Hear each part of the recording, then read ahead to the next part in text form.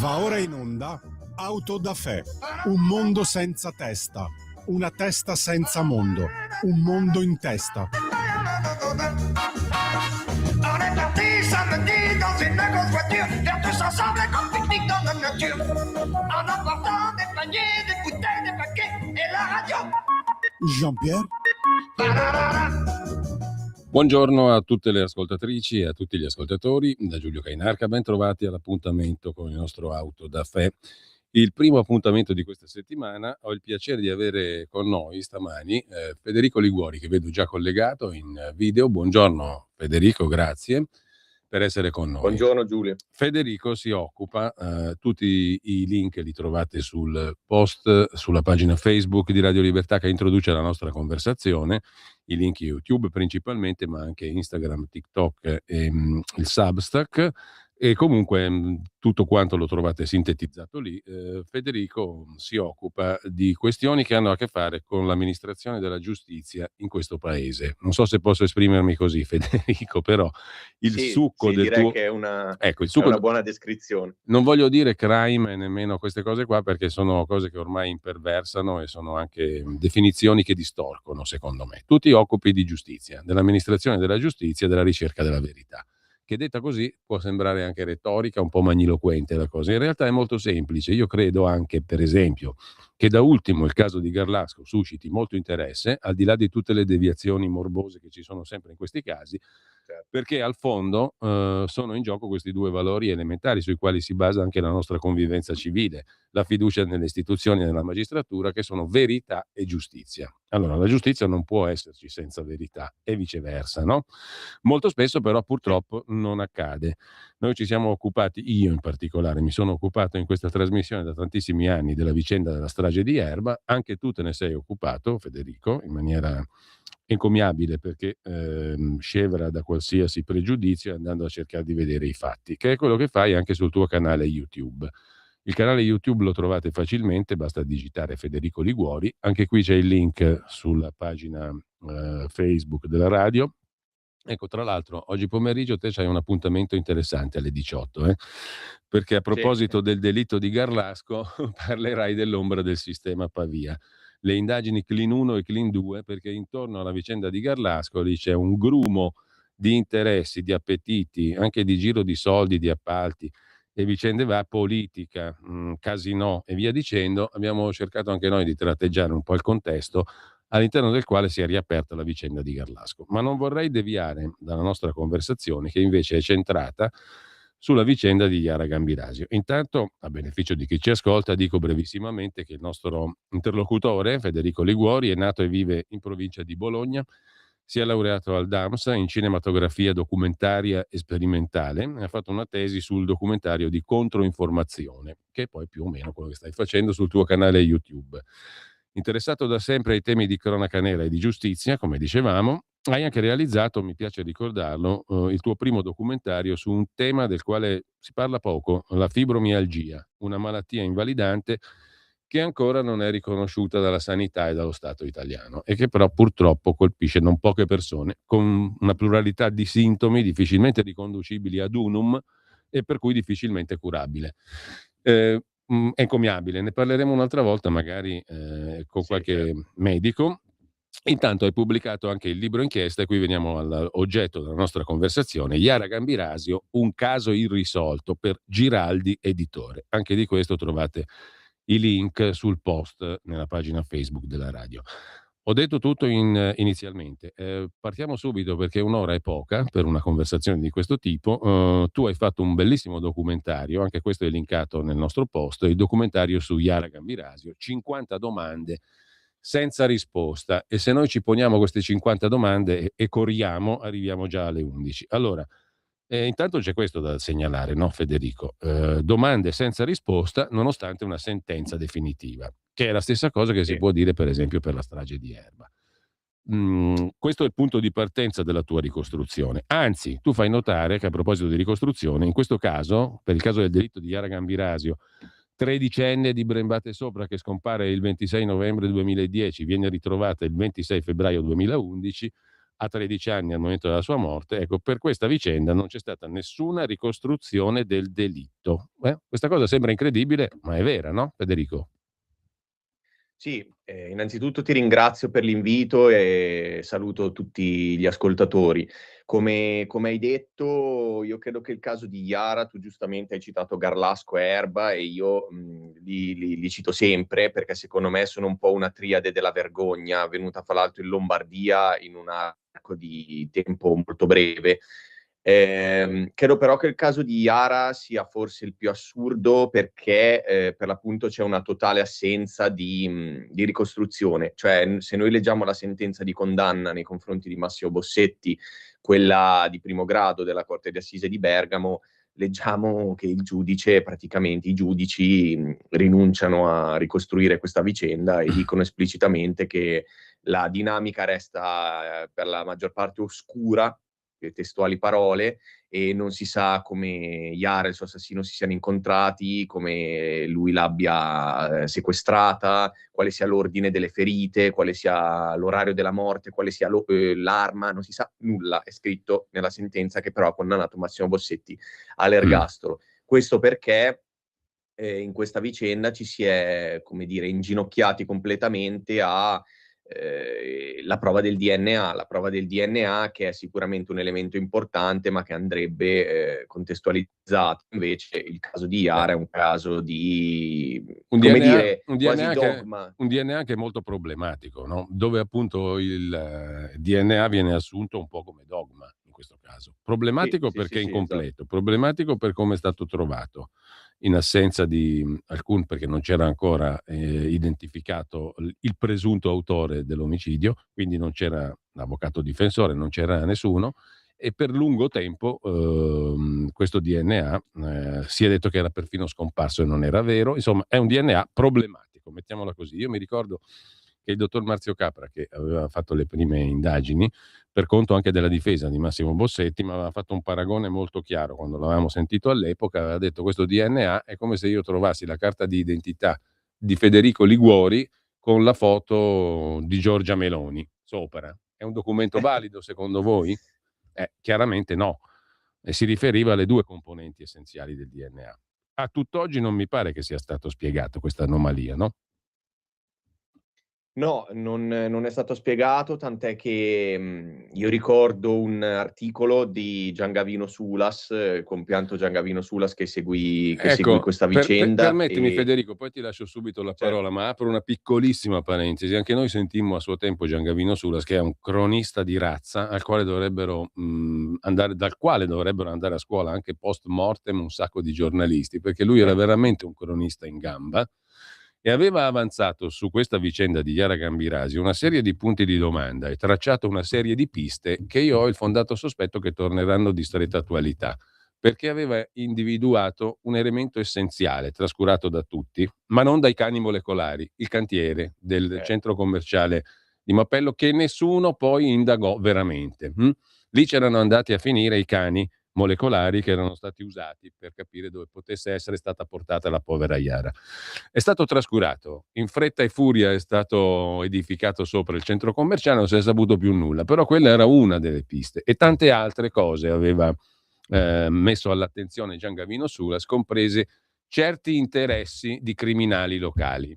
Poi questa pista si riaprirà sicuramente perché qualcuno la sta già indagando di nuovo, però bisogna rendere onore a Giangavino Sulas di aver fatto un grandissimo lavoro, cioè aver cercato di raccontare i fatti, non le ideologie legate a strani interessi, no Federico? Certo. No, io ho citato Giangavino Sulas perché per quanto riguarda la questione del DNA mitocondriale ricordo un suo articolo fantastico perché lui aveva sostanzialmente recuperato le dichiarazioni sia dei genetisti coinvolti nel caso sia di genetisti esterni e nessuno sapeva dare una spiegazione. Cioè c'era chi diceva il mitocondriale potrebbe esserci ma non si vede, c'è chi diceva non c'è una spiegazione, c'è chi diceva è coperto dal DNA di Iara. Resta il fatto che nessuno ha dato una spiegazione a questa anomalia genetica. Federico, e se io quindi vengo siamo ancora condannato qui oggi. all'ergastolo per un omicidio orribile di una ragazzina, sulla base di un documento nel quale c'è il mio nome ma c'è la foto di Federico Liguori, io non ci sto. Sono d'accordo. No? Non solo, fosse solo quello, il problema è che Appunto. è solo un elemento, cioè questo DNA per l'appunto è un DNA con queste anomalie genetiche, è stato ritrovato sul lembo degli slip di Yara e su una parte dei leggings. Questi slip erano tagliati ed estratti dai leggings come se fossero una sorta di bandierina. Sul resto del corpo il DNA di ignoto 1 non c'è, ma ce ne sono altri 10, fra cui un DNA visibile ad occhio nudo che è stato ricondotto a una delle maestre di ginnastica di Yara, e gli altri 9 noi non sappiamo ancora con certezza di chi siano. Ci sono 2 DNA sconosciuti sui guanti che peraltro vennero ritrovati in una posizione inusuale rispetto a come li riponeva Yara, detto anche dalla mamma di Yara. Eppure si è scelto, io l'ho definito un po' la lotteria dell'assassino, cioè si è scelto che quello sugli slip dovesse essere quello dell'assassino, si sono spesi milioni di euro e si è trovato questo match che però nessuno ha mai potuto verificare all'infuori del RIS, perché ricordiamo che questo DNA è stato analizzato dal RIS dal punto di vista concreto, e poi i risultati sono stati dati ad altri genetisti e anche al team difensivo, ma il team difensivo non ha mai potuto accedere a questi reperti che addirittura esistevano durante i processi, soprattutto nel processo di appello e di Cassazione era stato negato che esistessero ancora. E C'era invece lo stato detto scoprì che proprio fossero Sulas che finti. esistevano, proprio Sì, Giangavino lo scoprì. dopo la sentenza di Cassazione, Giangavino Sulas reintervistò il professor Casari, che era un consulente dell'accusa, il quale disse che aveva ancora 54 provette all'ospedale San Raffaele di Milano, e quando la difesa fece l'ennesima richiesta per analizzarle e venne in un primo momento accordata, e queste provette vennero poi spostate su ordine del PM Letizia Ruggeri e rese sostanzialmente inservibili perché messe in una stanza a temperatura ambiente. Io voglio sottolineare a tutti quelli che ascoltano che per questo fatto gravissimo non c'è stata nessuna conseguenza, cioè c'è stato un procedimento, non un processo, un procedimento per depistaggio che si è concluso con un'archiviazione. Io trovo spaventoso che un uomo possa essere condannato su un'unica prova che però non può vedere, e quando viene autorizzato a vederla questa prova viene resa inservibile e venga cancellata la possibilità di richiedere una revisione, e vada bene così, cioè si vada a dormire tutti tranquilli la notte e si vada avanti come se niente fosse. Hai fatto una sintesi perfetta e raccapricciante. Nel tuo Sì. documentario, Federico, che è in primo piano tra i video sulla pagina di YouTube che ho citato prima, lo trovate facilmente, Yara Gambirasio, il documentario, con tutti i misteri e le domande senza risposta. Nel tuo documentario tu parti proprio dall'ABC. Chi era Yara Gambirasio? Chi era Massimo Giuseppe Bossetti, no? Chi erano questi due? Sì. E che cosa avevano in comune? In comune assolutamente nulla. Yara era una bambina di 13 anni che viveva appunto a Brembate, gli unici suoi spostamenti, diciamo, era per andare a scuola la mattina, prendeva l'autobus insieme alla sorella da Brembate per andare a Bergamo, e poi andava al centro sportivo di Brembate che dista 700 metri da casa sua. E tu metti insieme E una non serie di faceva altro. testimonianze, metti insieme una serie di testimonianze a partire da quella della mamma e da altri che la conoscevano. Massimo Gamba, il datore di lavoro del padre che lo certifica. Yara non sarebbe mai salita in auto con uno sconosciuto. Sì, Ed era questo è rimasta quello che molto dicono scossa dalla tutti. vicenda di Sara Scazzi, no? Che aveva fatto una brutta fine, quella povera ragazza pugliese. Sì, a fine 2010 appunto Yara, oltre a essere diffidente di natura, o almeno questo è quello che ci dicono tutti quelli che la conoscevano, fra cui i genitori, la sorella e le compagne, era rimasta appunto molto scossa dalla vicenda di Sara Scazzi. Quindi lei faceva questo percorso di 700 metri a piedi, stando sempre fra l'altro dalla parte più illuminata della strada, ma non faceva altro, cioè non aveva, per dire, cattive compagnie, non frequentava niente di strano, quindi aveva una vita veramente di una bambina, E forse Bossetti anche più piccola di certamente 13 non anni. lo conosceva. Certamente non abbiamo alcuna prova che lo conoscesse, anzi erano 2 linee parallele. Si è cercato in ogni modo, quando è stato arrestato Bossetti, di dire che la conoscesse, perché questo fatto avrebbe risolto tanti misteri, in primis come l'avrebbe sequestrata, ma non c'è nessun collegamento fra i due, e tutti quelli che conoscevano Yara dicono di non aver mai visto Massimo Bossetti nelle vicinanze del centro sportivo, tranne una testimone che però rende una testimonianza discutibile. Dopo 4 anni si sarebbe ricordata di aver visto Bossetti e Yara insieme in un parcheggio, ma non lo disse all'epoca e soprattutto non si ricordava la data, e la difesa di Bossetti dimostrò che non c'era un giorno con le caratteristiche, insomma, descritte da questa testimone. Quindi sono due linee parallele, e da lì poi c'è il problema della ricostruzione. Sì, allora Federico, io seguo la tua minuziosa ricostruzione dei fatti che iniziano, dicevamo, il 26 novembre 2010, intorno alle 17:30, no? Iara va al centro sportivo di Brembate, va in palestra, vi rimane fino alle 18:35, 18:40. Uscendo incrocia anche Fabrizio Francese, che è il patrigno di una sua compagna, Ilaria Ravasio. Cosa dicono Ilaria e il padre, e perché diventa centrale un orario, 18:42? Allora, il problema sostanziale è che Iara viene vista all'andata quando va in palestra, ma non viene vista praticamente anzi senza praticamente, non viene vista da nessuno nel Nessuno la viaggio vede. di ritorno. Nessuno la vede uscire dal centro sportivo. Gli unici, oltre alle compagne, fra cui appunto Ilaria Ravasio, che erano in palestra, l'unico che dice di averla incrociata, ma quando era ancora dentro la palestra, che è un edificio del centro sportivo, quindi a tutti, insomma, a conti fatti era ancora dentro, è questo Fabrizio Francese, che è un uomo che dopo svariati giorni dalla scomparsa va a riferire di aver incrociato Iara per, veramente parliamo di 4-5 secondi, nel lato della palestra, mentre lei sembrava intenta a dirigersi verso la porta di entrata e uscita. Solo che Fabrizio Francese, innanzitutto, dà un orario preciso, che sono le 18:42, che è stato messo in dubbio dalla difesa di Bossetti, perché sono state prese le telecamere dall'esterno del centro sportivo e l'auto di Francese si vedrebbe, io parlo al condizionale perché non ho visto queste riprese, ben più tardi delle 18:42.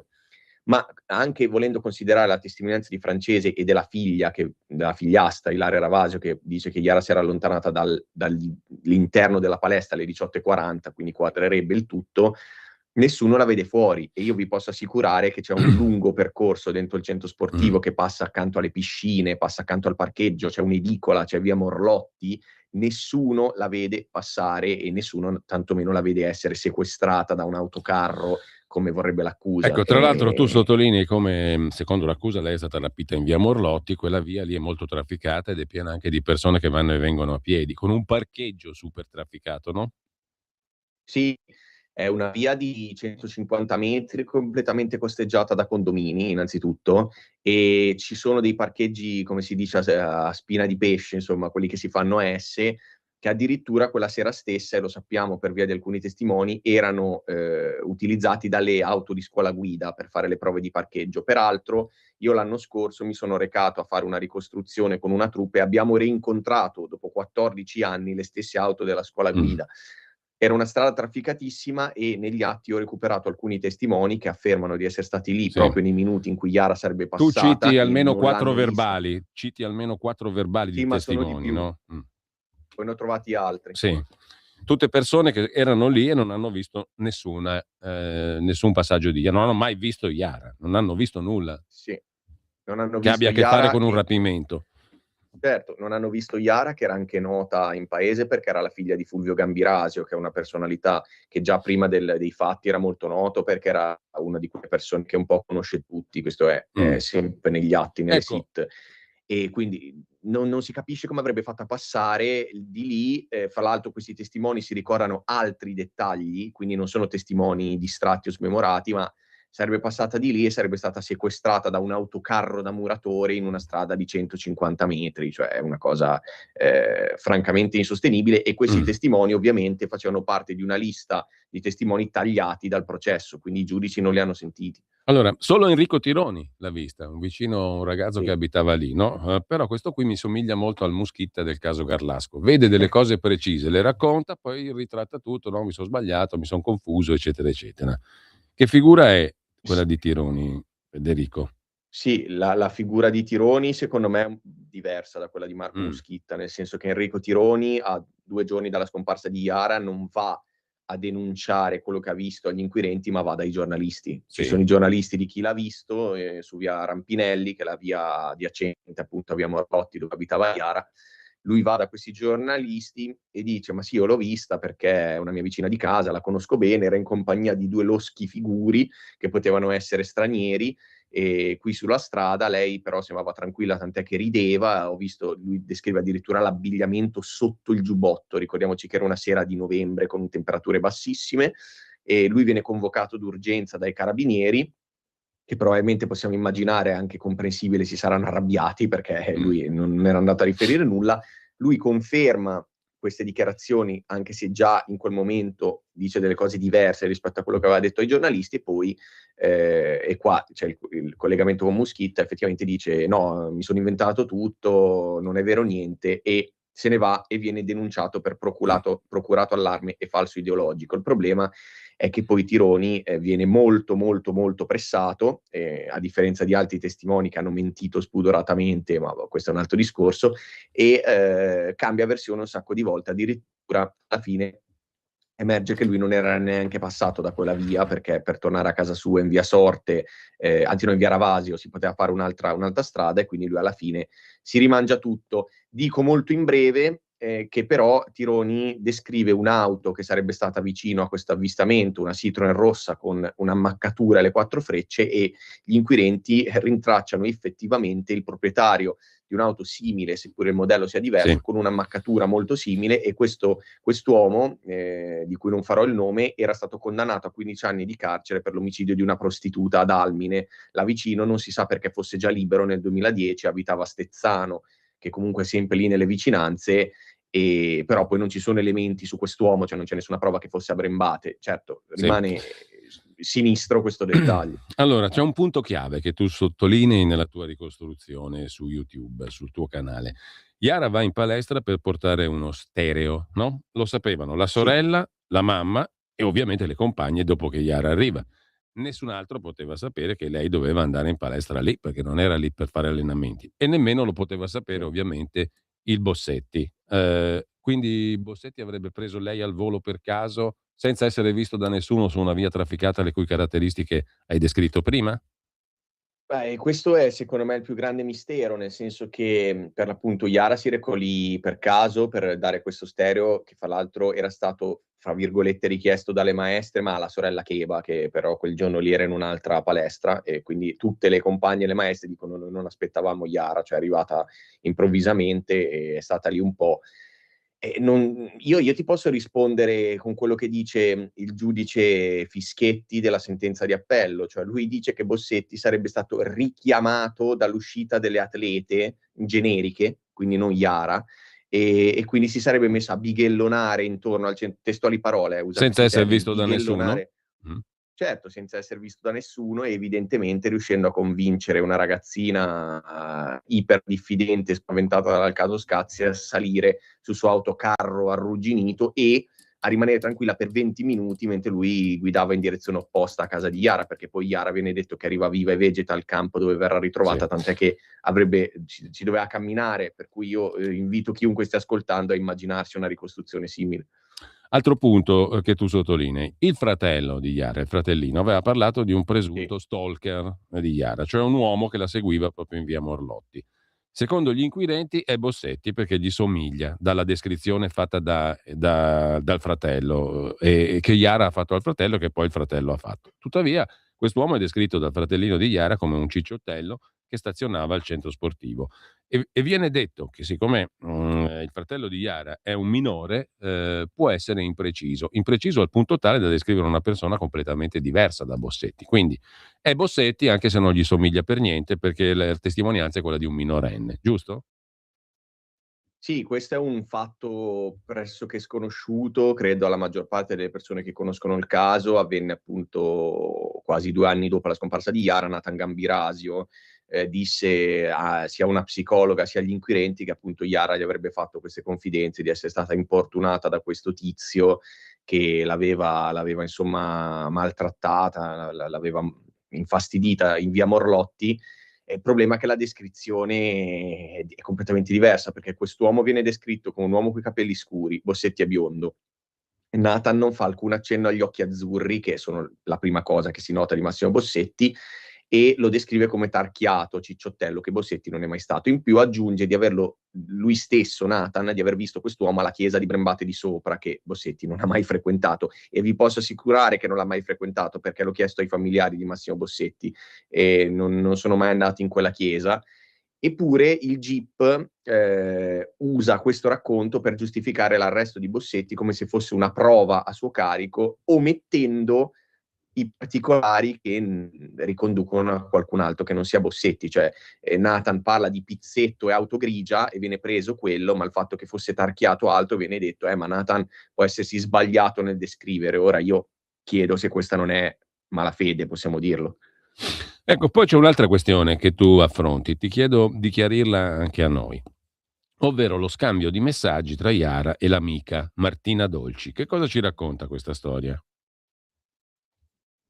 Quando Yara si trova in palestra, il suo telefono riceve un messaggio da una delle compagne, in realtà una delle migliori amiche, Martina Dolci, che non si trovava nel centro sportivo, che le chiede quando sarebbero dovute andare alla gara di domenica, perché Sì. Yara aveva portato lo stereo per fare le prove di una gara di domenica in cui però loro non dovevano partecipare, sarebbero andate solo a organizzare, a dare una mano nell'organizzazione. Questo messaggio arriva quando Yara è sicuramente in palestra, e alle 18:44 dal telefono di Yara arriva la risposta, una risposta precisa, perché qualcuno, alle 18:44 Yara risponde dopo 20 minuti che ha ricevuto il messaggio, l'ha ricevuto 20 minuti prima, no? Sì, esatto. E il messaggio che arriva dal telefono di Yara è: dobbiamo essere lì per le 8, quindi qualcuno che sa sicuramente gli orari di questo saggio. Poi il telefono dopo aggancia un'altra cella che si trova addirittura a nord di Brembate di Sopra, quindi in direzione opposta al campo di Chignolo d'Isola, e il telefono sparisce, non verrà mai più ritrovato. Il problema qual perché è? Allora Yara risponde alle 18:44, alle 18:49 riceve un contromessaggio dell'amica Martina e lo riceve in zona Mappello, cioè come tu dicevi in una direzione opposta rispetto al luogo in cui Yara sarà ritrovata, cioè a Chignolo d'Isola. Tra l'altro, se a quel punto era già stata rapita, come poteva rispondere? Ma questo infatti è l'ennesimo punto oscuro, tant'è che c'è chi ancora oggi, e lo può fare perché non ci sono elementi che lo smentiscano, ipotizza che il messaggio delle 18:44 non sia stato mandato da Yara, ma dal suo assassino e dei suoi assassini, che sapeva però tutto però. Doveva essere qualcuno del centro sportivo, perché sapeva questi dettagli. Certo, sarebbe l'opera di una persona con un sangue freddo micidiale, però non lo possiamo escludere, perché poi il telefono di Yara scompare e alle 18:55, poco prima di scomparire, aggancia una cella di che è quella Mappello. di via Ruggeri a Brembate di Sopra. No, quella è alle 18:49. Sì. Alle 18:55, addirittura dopo, aggancia una cella che è ancora più a nord di Mappello, quindi proprio in una direzione che non c'entra nulla. Mappello è la zona del Chignolo, famoso infatti. cantiere in cui vanno i cani molecolari, no? Sì, esatto. Ecco. E questo è importante da tenere a mente. E come Sì, fa a salire certamente. volontariamente la ragazzina a questo punto? La domanda è chiave. Come fa a salire volontariamente sulla macchina dell'aggressore? O sul mezzo dell'aggressore, quello che è? Non ne abbiamo la minima idea. Non abbiamo la minima idea, come dice anche la stessa sentenza, perché nessuno ha visto nulla e i dati che abbiamo Poi noi fanno dobbiamo pensare... fare una piccola pausa adesso, no? Però c'è un'altra domanda. Certo. Siccome casa di Yara è molto vicina al centro sportivo, no? 700 metri che faceva sempre, per andare a Chignolo d'Isola ci vogliono 20 minuti. Com'è possibile che Yara, che secondo le sentenze arriva viva e sveglia al campo dove sarà trovata, non si sia reso conto che il Bossetti o chi per lui non la stava portando a casa ma altrove? Se ne è resa conto subito, no? Certo. Questa è un'altra cosa che è assolutamente inspiegabile come comportamento. Se fosse avvenuto, poi se non è avvenuto, chiaramente questa è una costruzione narrativa, ecco, possiamo definirla così, perché per me non può essere avvenuta questa cosa, mi sembra abbastanza evidente. Anche perché nessuno ha visto nessun furgone allontanarsi dal centro sportivo e non hanno visto Yara. Allora, ci risentiamo tra poco perché abbiamo una piccolissima pausa. Stai ascoltando Radio Libertà, la tua voce libera, senza filtri né censura. La tua radio.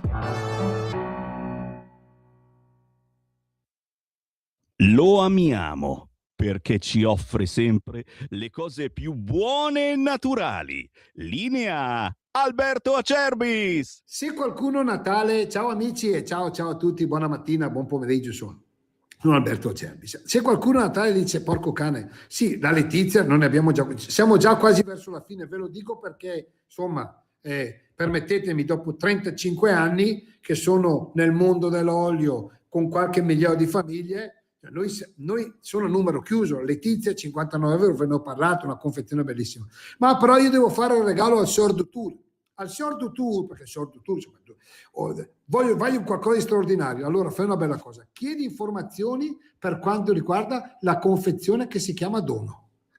Chiama 030 68 40 408, tu non vuoi sbattimenti, hai ragione, chiami qui, dici mi spieghi com'è la confezione dono, o meglio ancora vai a vederla sul sito olioacerbis.com, vai, sezione natalizia, vedi la confezione dono e capirai che tu, mentre gli altri si rompono i marron glacé a girare su tangenziale, a litigare, coppie che saltano, psicologi che devono unire le famiglie distrutte per i regali di Natale, ma hai visto che il regalo non era bello, dovevi regalare questo, te l'avevo detto.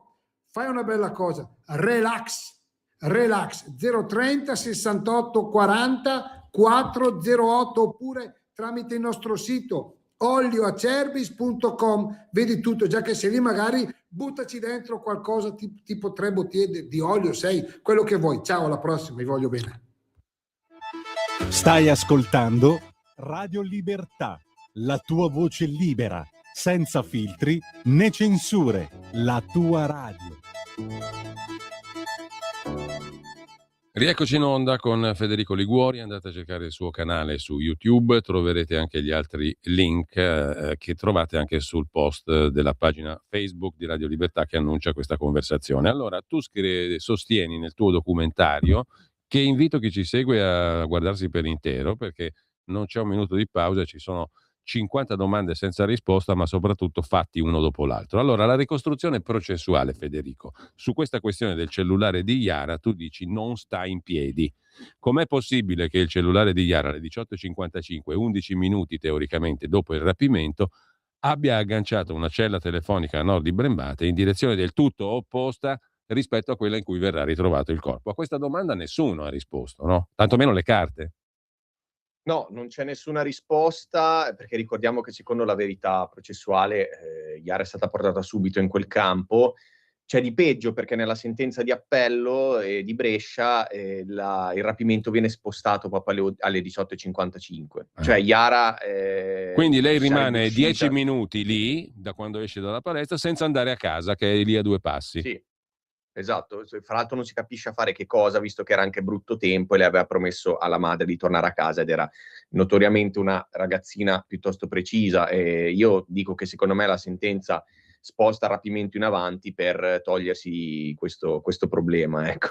Ma andiamo al campo di Chignolo d'Isola, dove verrà ritrovata il 26 febbraio 2011. Tu sottolinei che quella zona lì è una zona piena di imprese, di aziende, di capannoni, che a quell'ora, l'ora in cui Iara arriva, verso le 19, presumibilmente, stando a quello che è stata la ricostruzione ufficiale, sono ancora aperte, perché ci sei andato anche dopo e alle 19 di sera lì i capannoni sono ancora aperti. C'è luce in abbondanza, è una zona industriale. Insomma, un maniaco perché andrebbe lì con una vittima? Sarebbe folle per un maniaco andare in un posto del genere. E del resto nessuno vede il furgone con la ragazzina lì. Nessuno di coloro che sono in quella zona lì, giusto? Sì, come esattamente come per il centro sportivo, anche nella zona di Chignolo d'Isola nessuno riferisce di aver visto qualcosa di sospetto. È una zona illuminata sì all'inizio, ma nella zona in cui poi verrà ritrovato il corpo di Iara invece è un buio pesto. E anche qui sorge un'altra domanda: perché Iara, se arriva viva e vegeta, come dicono le sentenze, non corre verso l'inizio, verso le luci e i della capannoni, industriale, ma va invece verso il corre campo buio. verso Esatto, corre verso una zona completamente buia, vi posso assicurare, non c'è neanche un lampione, non si capisce neanche dove si mettono i piedi, tant'è che ci sono arbusti, rovi, sassi e è impossibile correre in quel campo. E ci sono andato attrezzato, Iara aveva delle semplici Converse e non sono riuscito io a entrare in quel campo, quindi bisognerebbe farsi anche questa domanda. Come fa il Bossetti a rincorrerla, oltretutto in un campo al buio pesto, pervaso da arbusti sotto la pioggia? Per di più, oltre alle condizioni che hai elencato tu, no? Certo. E poi, altra domanda che riguarda il corpo di Iara. Come mai? Perché Bossetti agisce tagliandola, no? Con colpi di coltello simmetrici, ma non mortali, sotto i vestiti. Quindi in quelle condizioni difficilissime deve anche aver sollevato i vestiti. Insomma, deve aver avuto del tempo a disposizione. Non la abusa, non la violenta, le dà delle ferite non letali, apparentemente assurde, e non mortali, di uno rifiutato nelle sue avance. È logico tutto questo? No, i dati che noi abbiamo anche dall'autopsia ci dicono qualcosa che sembra andare molto lontano dall'opera di un maniaco come ce la possiamo immaginare, e soprattutto anche qui, in quel campo in cui non si vede nulla, a meno che non bisogna ipotizzare che lui avesse un caschetto con una torcia, cioè qualcosa di questo tipo, non si vede perché avrebbe dovuto alzarle i vestiti, spostarle i vestiti per farle dei tagli simmetrici completamente a caso, cioè non c'è una logica, e poi non fare nessun tipo di abuso se il movente è quello del maniaco, cioè non sta in piedi. Non so come spiegarlo per chi magari non ha mai sentito questa vicenda, ma qui si sono adattati gli indizi al sospettato e non il contrario. Altro dettaglio che tu sottolinei nel tuo documentario. Guanti, batteria, telefono e SIM vengono trovati addosso a Yara, ma non il telefono che scompare.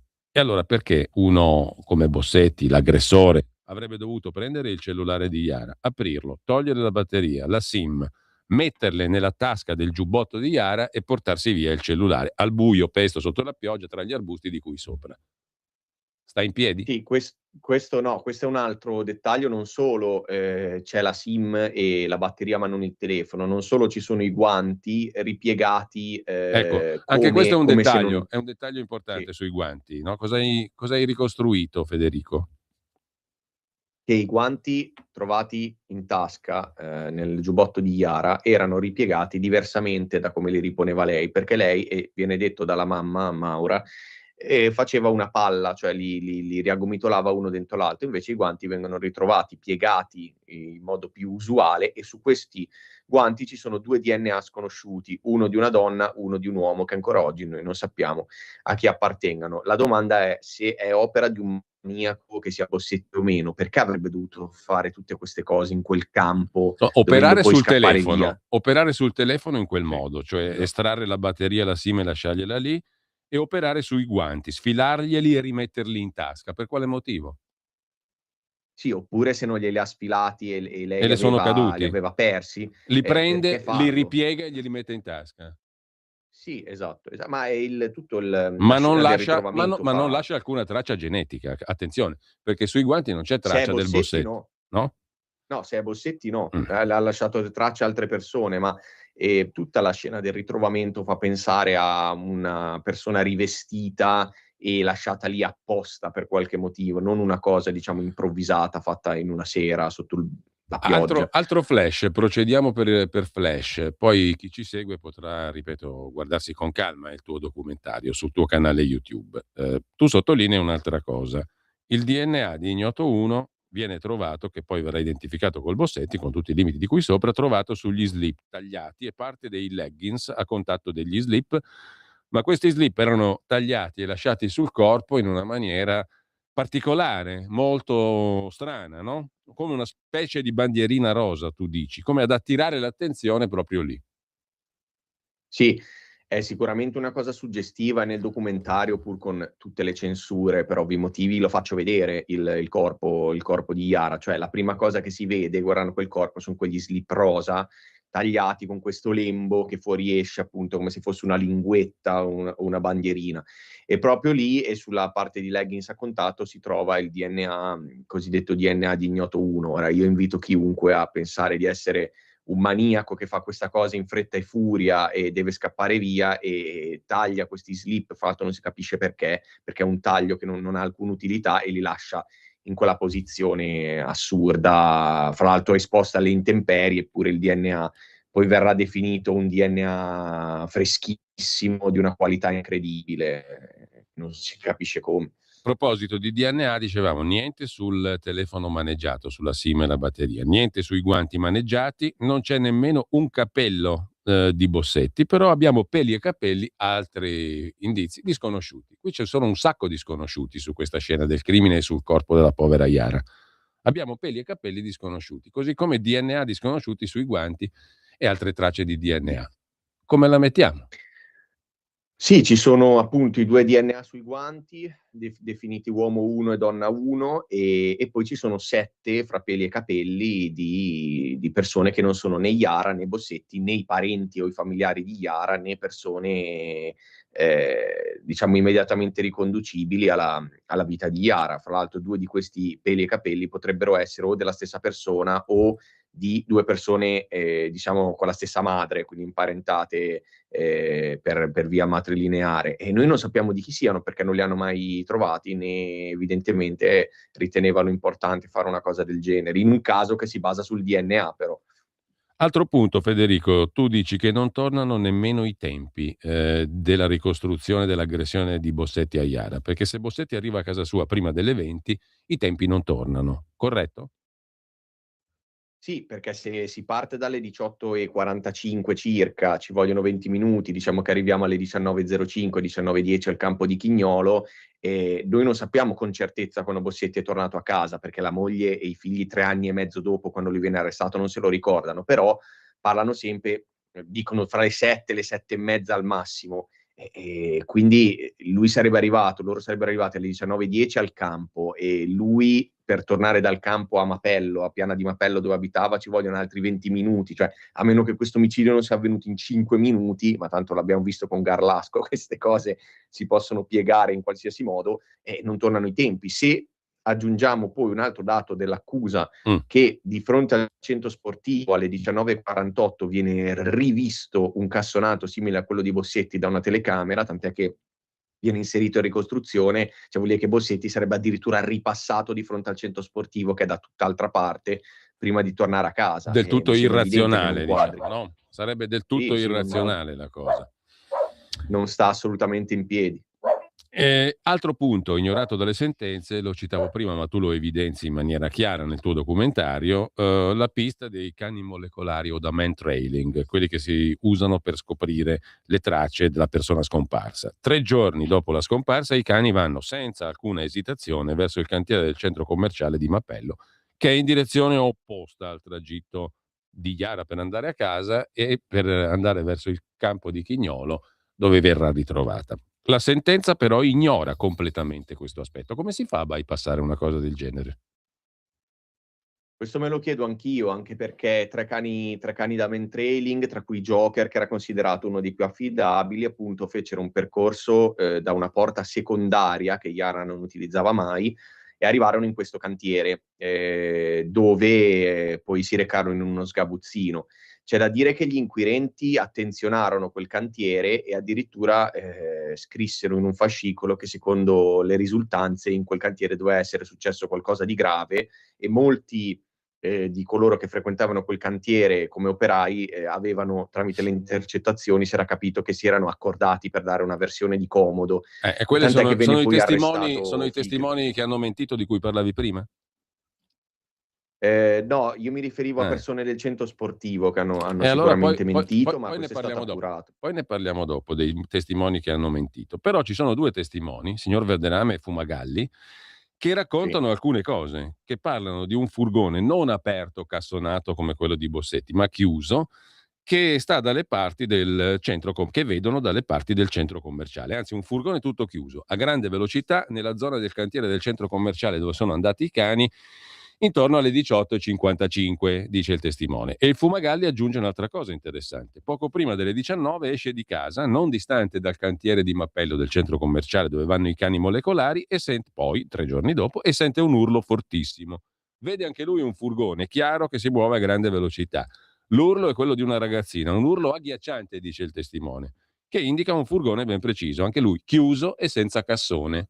Anche questo bypassato tutto? Sì, questi 2 testimoni, in realtà la signora è una signora, la signora Sì. Fumagalli, sono stati sentiti a processo, e per l'appunto il signor Verderame assieme alla moglie vede questo furgone tipo Ducato, viene detto, quindi di quelli chiusi, bianco, proprio a poche decine di metri dal cantiere, che passa ad altissima velocità, tanto che loro si devono spostare con la macchina. Pochi minuti dopo la signora Fumagalli, che si trova ad Ambivere, a pochissima distanza dal cantiere, vede un furgone identico, cioè senza conoscere l'altro testimone, vede un furgone pressoché identico dal quale sente l'urlo di una ragazzina, un urlo agghiacciante poco prima delle 19. Peraltro mi dico, senza entrare nei dettagli, che in quella zona vivono alcuni personaggi che sono collegabili al cantiere di Mapello e non per fatti positivi, diciamo con la legge. E anche questo è stato evidentemente ritenuto completamente ininfluente, cioè che ci sia una testimone che parla di una ragazzina dentro un veicolo chiuso a pochi minuti dalla scomparsa di Yara, a poche centinaia di metri dal attenzione, che luogo dove urla in scompare modo Yara. agghiacciante. Che urla in modo Sì, agghiacciante. questo è scritto nella SIT. Allora, il campo di Chignolo non è stato indagato a sufficienza, si può dire? Il campo o il cantiere? No, chiedo scusa, il cantiere del centro commerciale dove vanno i cani, non il campo di Chignolo. Sul campo di Chignolo poi Sì, diciamo un'altra cosa, perché anche quello è un punto importante. Il cantiere non è stato il, indagato come si doveva.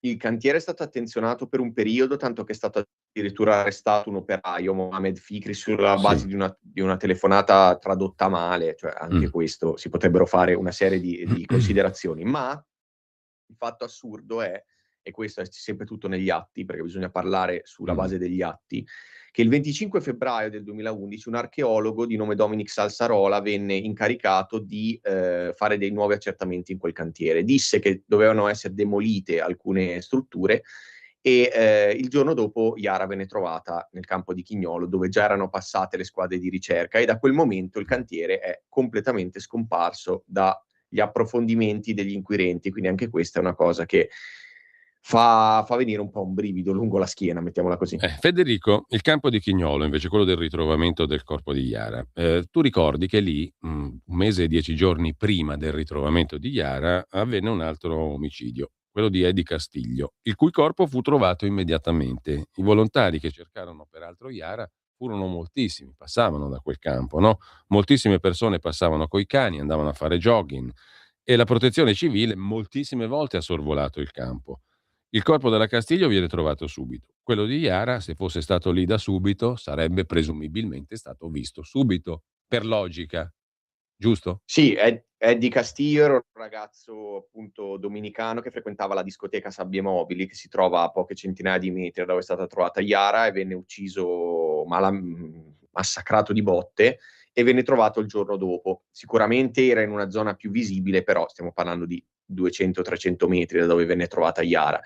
In quella stessa zona erano passati sicuramente tanti volontari, ci sono le testimonianze anche sul mio canale, proprio video di persone che ne parlano, e gli elicotteri della protezione civile l'avevano sorvolato addirittura trovando un sacchetto nero, questo ci dice Iro Rovedatti, che è uno dei volontari, ma non trovando il corpo di Yara. In più c'è una foto satellitare portata dalla difesa in appello in cui sembra effettivamente, scattata circa a metà gennaio, in cui effettivamente sembra che non si veda affatto il corpo di Yara. Lì non c'è la certezza perché non è di altissima qualità, ma è un ennesimo elemento che, se messi tutti insieme, questi elementi ci possono far propendere per il fatto che il corpo sia stato portato dopo, e in quel caso verrebbe scagionato Bossetti, perché lui non aveva modo di tenere il corpo da un'altra parte.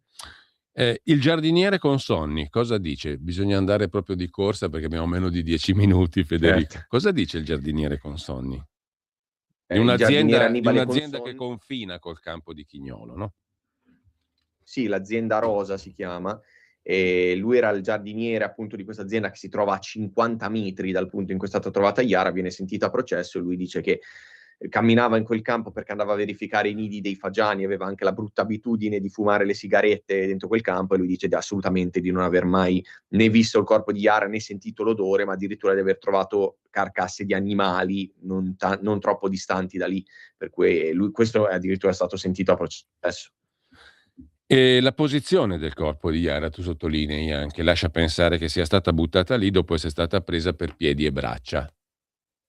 Sì, ha una posizione che si può definire ad X, viene chiamata così, e sembra proprio la posizione di quando una persona viene afferrata da due persone per le estremità, diciamo, quindi le braccia e le gambe. Sicuramente non sembra una posizione che rimanda a una persona che muore di stenti, come è stato detto, perché tendono a rannicchiarsi, o almeno per quello che ho potuto studiare, quindi anche questo è un elemento su cui bisognerebbe riflettere.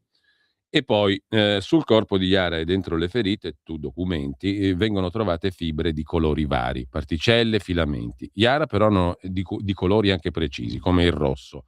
Su Yara però non indossava nulla di rosso, e invece fibre rosse si trovano.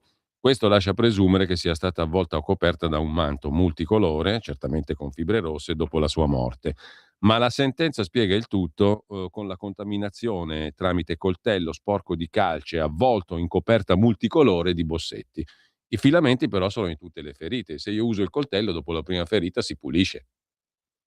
Sì, ma questa è una spiegazione, io mi permetto di dire surreale, che dà la sentenza, per non ammettere che su quel corpo ci sono cose che non sono spiegabili con l'ipotesi che sia stata portata lì viva e aggredita direttamente lì. Se invece fosse stata aggredita quando non aveva i vestiti, ecco perché si spiegano le ferite sotto i vestiti, e poi avvolta in una coperta e in seguito rivestita e scaricata in quel campo, vista anche la posizione del corpo, si spiegherebbe tutto. Però anche in questa vicenda, anche per questo specifico dettaglio, si capisce che le cose sono state adattate per sostenere l'accusa, la tesi accusatoria.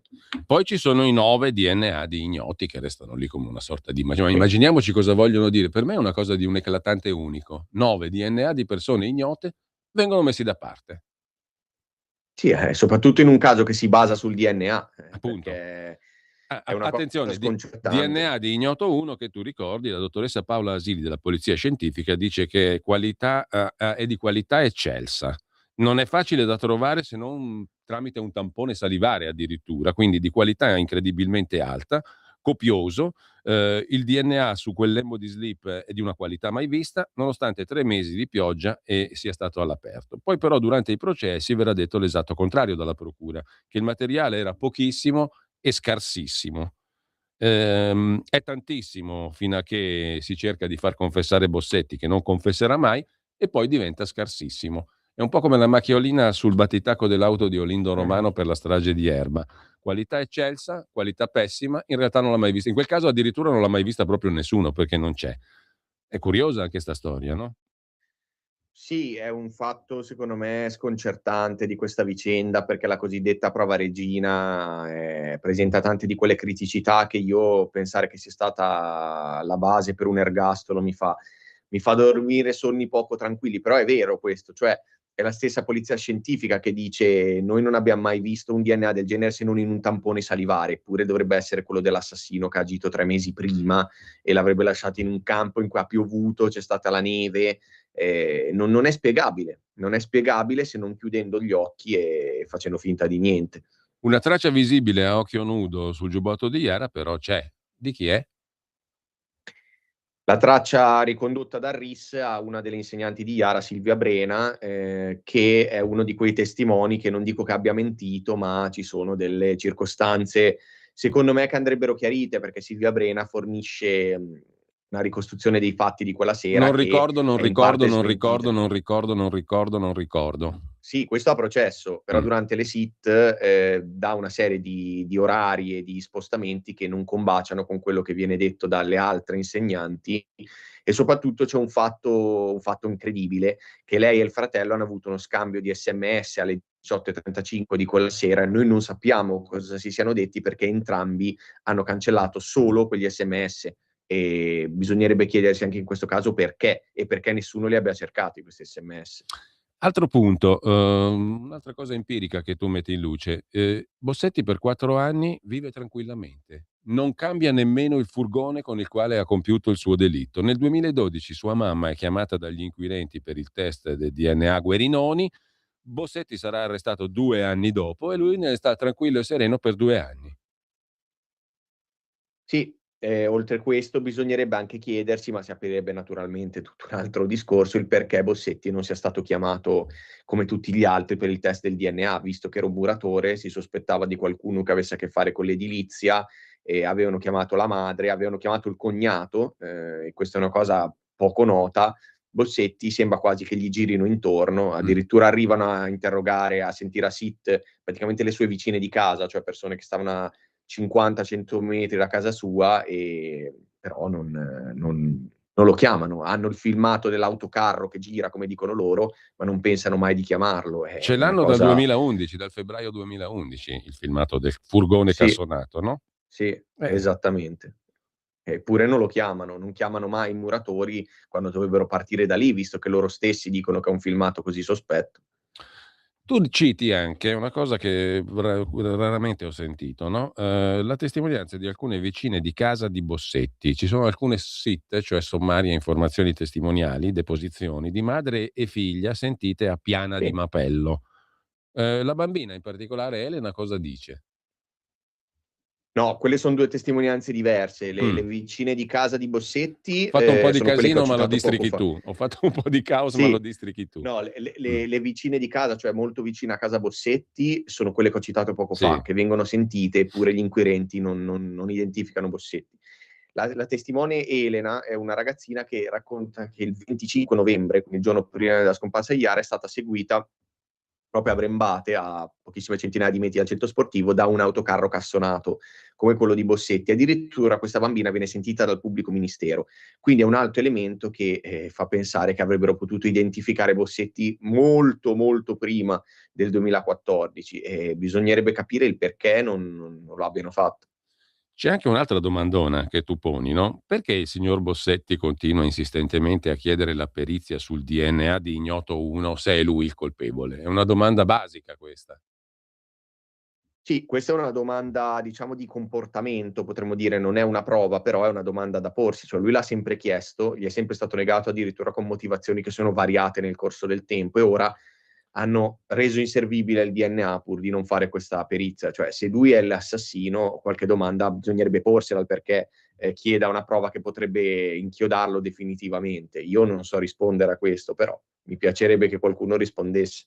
Allora, dal 1999, io questo lo ricordo sempre, noi abbiamo nella nostra Costituzione, che come tutti sanno è la più bella del mondo, il principio del giusto processo, all'articolo 111. Quello cioè che stabilisce che la parità assoluta deve esserci tra l'accusa e la difesa e che il giudice deve essere terzo.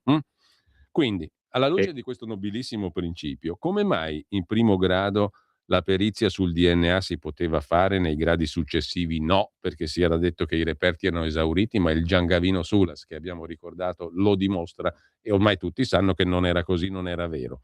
Quello che però rileva è che il giudice a questa domanda risponde così: ciò che dice l'accusa è sufficiente, è abbastanza. Ciò che chiede la difesa non è necessario. La parità tra accusa e difesa. In primo grado succede esattamente questo, cioè ci si basa su quello che viene detto dai consulenti dell'accusa, e poi invece in appello e Cassazione viene detto che anche volendo fare questa perizia non si potrebbe perché non ci sono più reperti, cosa non vera, Falsa. e io lo dico a chiare lettere. Falsa, perché poi quando i reperti del DNA si trovano, si scopre che ci sono, grazie all'opera di Sulas, non si sono comunque mai potuti analizzare. Sono stati, come tu ricordavi, messi a temperatura ambiente, mal conservati, deperiti, bruciati. Bello, no? Sì, questo è un altro, diciamo, analogia con la strage di Erba, potremmo dire. Sì, lì sono spariti addirittura, no? I reperti sono stati bruciati. Verrà fuori una cosa molto interessante però su alcuni reperti, perché l'ha scritta la provincia pavese. È morto un professor Buzzi a Pavia, che a quanto pare avrebbe analizzato alcuni superstiti reperti nel 2017 su input della Procura di Brescia. Peccato che la difesa non l'abbia mai saputo e non ci sia traccia di questa analisi, perché era un preincarico rispetto a quello dato al colonnello Lago, che era il perito ufficiale del giudice di Brescia, a cui fu conferito l'incarico, ma non gli fu mai fatta fare la perizia. Fu fatta però una preanalisi. Fu fatta una preanalisi dal professor Buzzi, morto una settimana fa, secondo quello che racconta la provincia pavese, ma non ne sapeva niente nessuno di questa preanalisi. È ben strana anche questa storia, ma avremo modo di riparlare.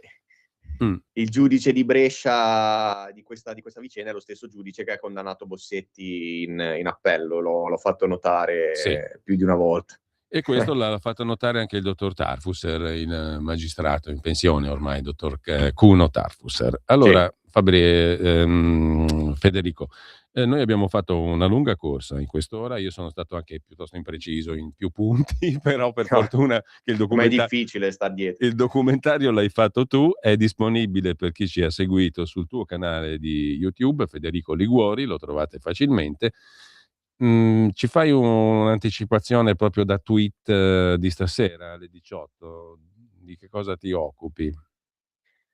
Stasera uscirà un video in cui parlerò di una vicenda correlata, secondo me, in parte al delitto di Garlasco, perché è il caso di cosiddetto caso Adriatici, cioè un caso di omicidio avvenuto a Voghera, che diciamo è stato gestito Da Venditti. dalla stessa squadretta, come è stata definita, che ha gestito il caso di Garlasco. Anche lì ci sono delle cose che fanno un po' sussultare, ecco. Allora, Federico Liguori, il suo documentario su Chiara Gambirasio e tanto altro sul suo canale YouTube che facilmente trovate. Grazie a Federico Liguori e buon pomeriggio a tutti. Grazie mille. Federico. Ciao, grazie.